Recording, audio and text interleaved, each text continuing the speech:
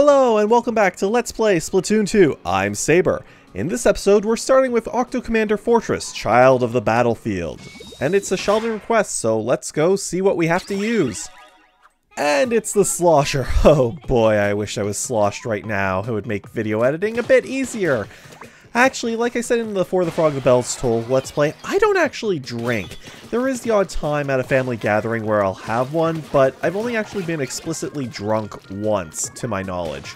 That was years ago. I want to say 2013. I was over at a cousin's house and we were trying to record a Let's Play of a certain game. Just for the context of the rest of this discussion, that game was Dokapon Kingdom. And I think this was way back before any big channels had done a Dokapon Kingdom Let's Play. Well, at least that I know of. Those cars must have some really sticky tires. Nah, they're just models and they're just glued to the platform.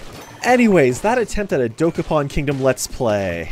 That was a massive learning experience because everything went wrong. First, not knowing the differences in microphones and using a condenser mic as an Omni mic, and it barely picked up one person who was only muttering and they were a fair distance away. By the way, the piece of Sardinium is up here. The second issue was a rotating cast. We were doing this during March break. For those who don't know, Dokapon Kingdom is a 40-hour board game RPG, so it was just who was free to hang out that day. By the end of it though, we had set the two others to CPUs and were rushing through it with a lot of alcohol. Third, I was using a Hopage as the capture card back then, and I've just always had trouble with it. It'd just say, oh, something went wrong, and then the in-game audio and video would be out of sync in the video it created. And this seems to happen at random. So if you thought at least the gameplay was salvageable, ha! And then there's the cherry on the shit sundae. It's never seeing the light of day because after all of that, I accidentally deleted it off of my desktop. Which may have actually been for the better, since there were only one or two good moments in however long we recorded for. Well, that's an Octostamp Deluxe up there. You don't see those every day. Well, what if my, phone background is like an Octostamp Deluxe? It isn't, but it's actually Xenoblade. But anyways, anyways. That Octostamp Deluxe is Unsplattable. Get the key and get out of there. Every time I ask the smallest thing, you get mad. Or just ignore shit! It's Unsplattable. And I totally deserve that for, singing. Anyways. Let's try this again. Preferably without dying. I am in a very Xenoblade mood for some reason.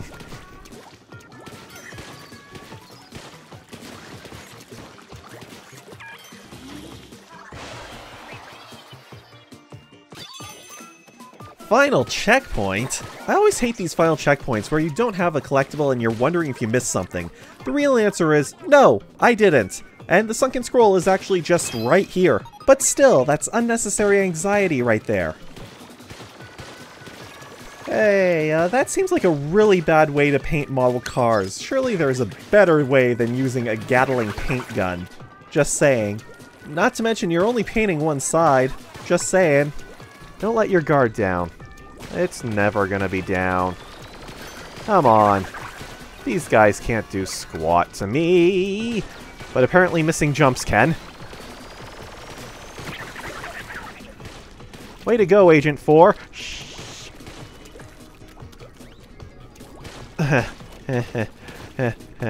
Oh yeah, this is going to be the part that kills me. Yes! No!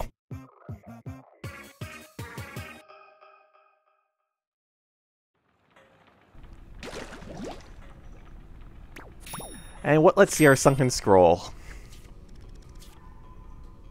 When smoke rises from the 7 rings, the pink fish will emerge from the sea, devouring all the creatures of the land. The Book of Madai, Chapter 10, Verse 10. And I actually really like about the Sunken Scrolls is each one's in a different style, and that one being in the style of a Bible verse. The reason for that being, well, it's kind of a prophecy regarding the Samanids. This whole area's theme, basically their Sunken Scrolls, is revolving around the Salmonids. Okay, so next spot. Next level.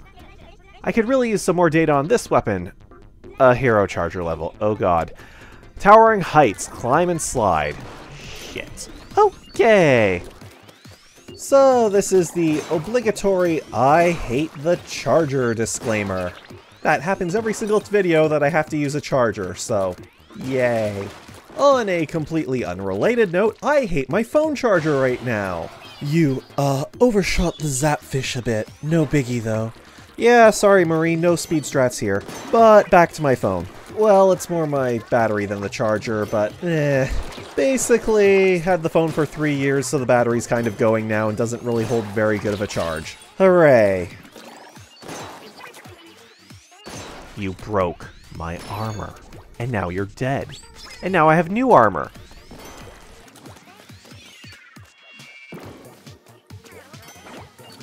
Splatoon! That's fun to say. The waveform actually looks like a squid.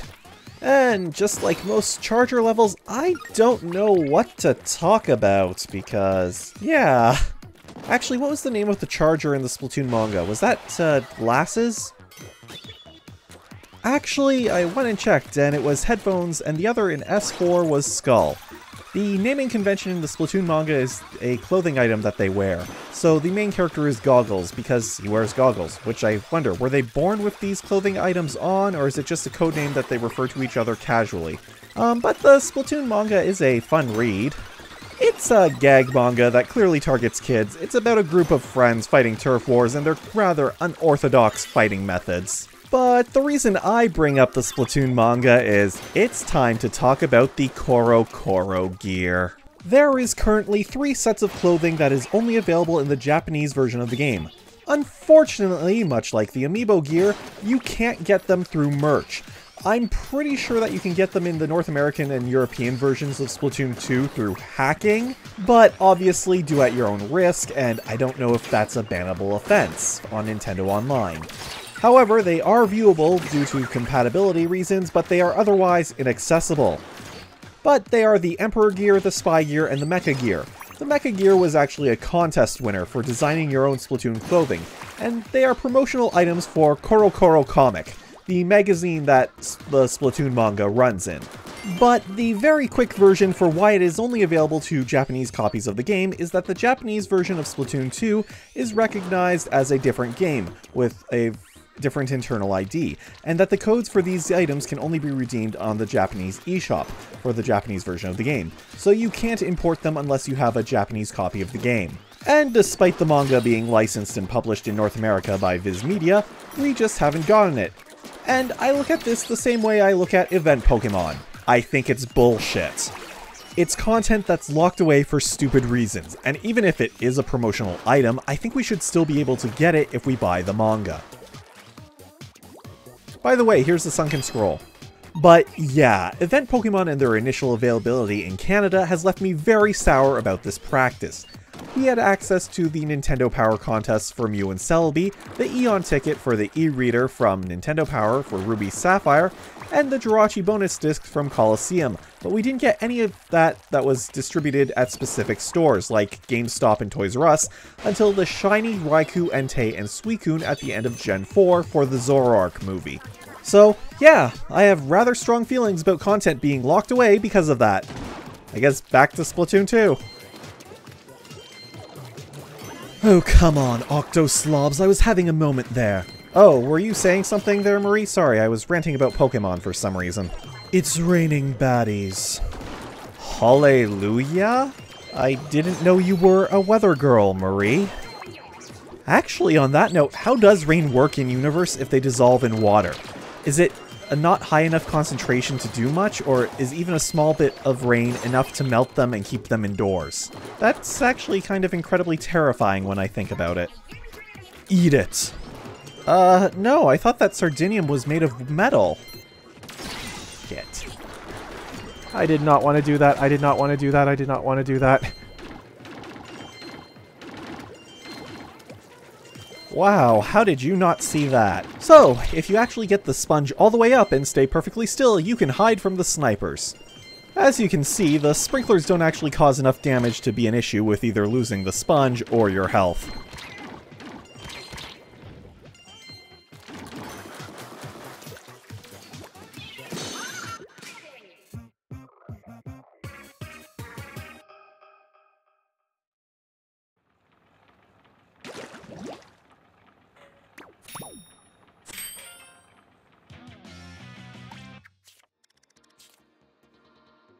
This appears to be a painting from the Middle Ages. It depicts a great migration of salmon said to occur once every 70 years.